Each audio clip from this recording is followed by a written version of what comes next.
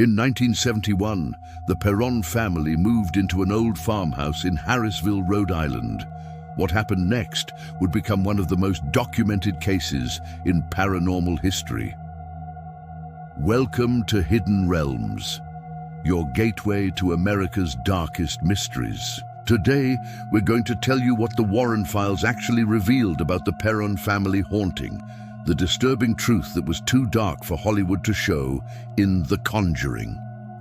Here at Hidden Realms, we uncover the real story, far more terrifying than what you saw on screen. The 200-year-old farmhouse sat on 200 acres of land, isolated and weathered by time.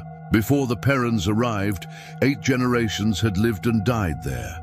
But one name stands out in the property's dark history: Bathsheba Sherman.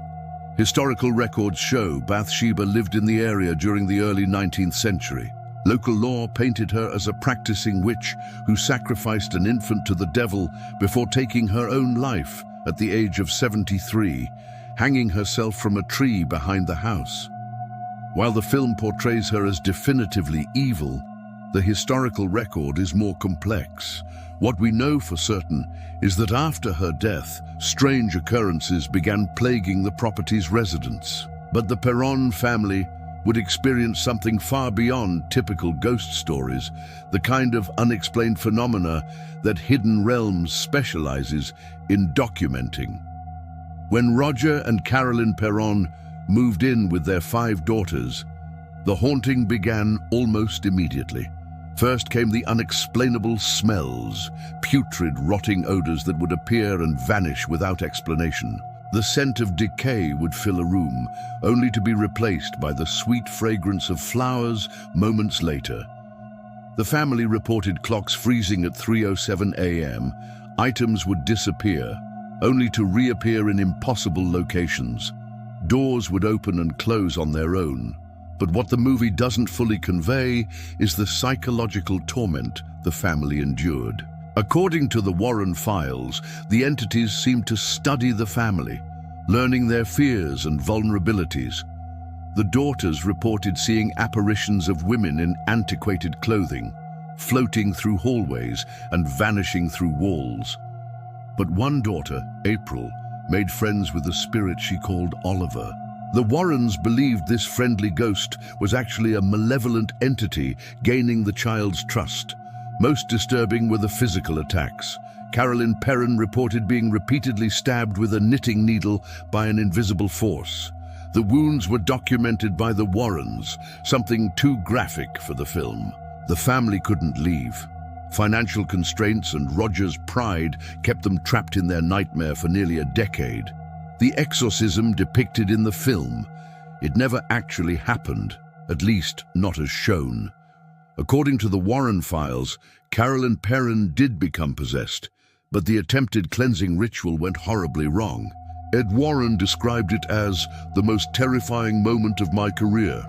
During the ritual, witnesses claimed Carolyn levitated from her chair, spoke in languages she couldn't possibly know, and her body contorted in ways that defied human anatomy. But instead of resolution, the ritual was abruptly stopped when something went catastrophically wrong. The Warrens documented that multiple entities were present in the house, not just Bathsheba. They believed the property sat on land that served as a portal or gateway for spirits. Some of these entities predated European settlement of the area. Perhaps most chilling is what happened after the Warrens left. Unlike the movie's implication of resolution, the haunting continued. The Perron family lived with these entities for years afterward, developing what Carolyn described as an uneasy coexistence. When the family finally moved away years later, several reported that something followed them to their new home. The true story of the Perron family haunting raises disturbing questions about the nature of evil and what might exist beyond our understanding. Ed and Lorraine Warren documented over 10,000 cases in their lifetime, but they consistently referred to the Perron case as one of the most disturbing they ever encountered. What do you think? Was the entity in the Perron house truly Bathsheba Sherman, or something more ancient and malevolent using her name? Share your thoughts in the comments below.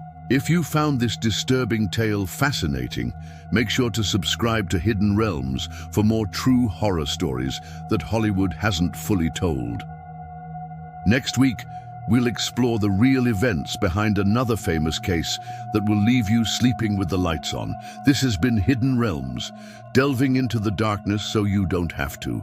Join our community of mystery seekers by hitting the subscribe button now. Sleep well, if you can.